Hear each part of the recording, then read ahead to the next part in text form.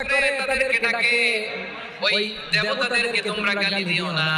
যদি ওই দেবতাদেরকে গালি দাও তাহলে ভুলবশত শত্রুতাবশত তারা তোমাদের রব আল্লাহকে গালি দেবে, ঠিক কি না?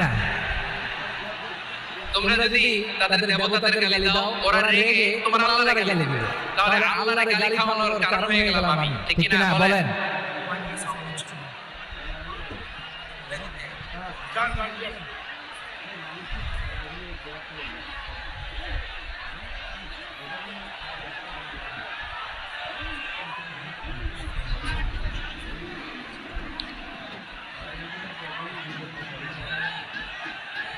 সম্মানিত ভাইরা, এত বিশাল প্রোগ্রাম, মাইকের একটা সেটআপ থাকে, তারগুলো অনেক সময় নড়ে যায়, ধাক্কা ধাক্কিতে ডিসপ্লেস হয়, একটু ঝামেলা হবে।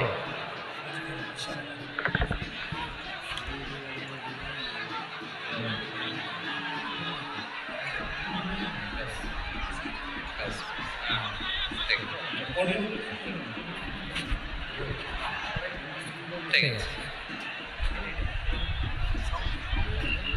একটু সমস্যা হবে মাঝে মাঝে, আপনারা শান্ত থাকলে, শান্ত থাকতে হবে।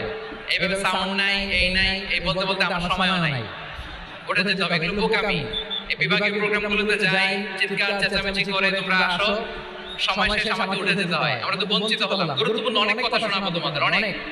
প্রিয় ভাইরা, আপনারা শান্ত হয়ে বসুন, শান্ত হয়ে। রব্বুল আলামিন বলেন, খবরদার বিশ্বাসীরা, আল্লাহ ছাড়া যারা অন্যান্য উপাস্যদেরকে ডাকে, দেবতাদেরকে ডাকে, তাদেরকে তোমরা গালি দিও না।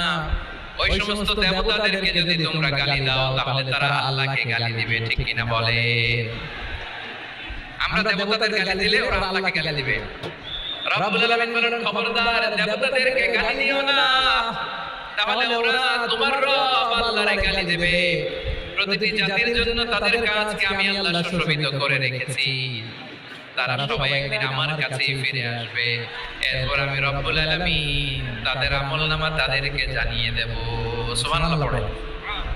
প্রিয় ভাইরা, আল্লাহ তাআলা বলেছেন, খবরদার গালি দিও না। আদেশটা কার? আওয়াজ করে বলেন তো। হিন্দুদের দেবতা দেবদেবীদেরকে গালি দেওয়া যাবে না, আওয়াজ করে বলুন প্রিয় ভাইরা, এই আদেশটা কার? এই আপনাদের গলার আওয়াজ। অন্য ধর্মের দেবতাদেরকে যে গালি দেওয়া যাবে না, এই আদেশটা কার? আর ধরে বলুন কার? গালি দিবেন কোন দেবতাকে? দিবেন? যদি দেন তাহলে ওরা আল্লাহকে গালি দিবে, তাহলে আল্লাহকে গালি খাওয়াইলো কে?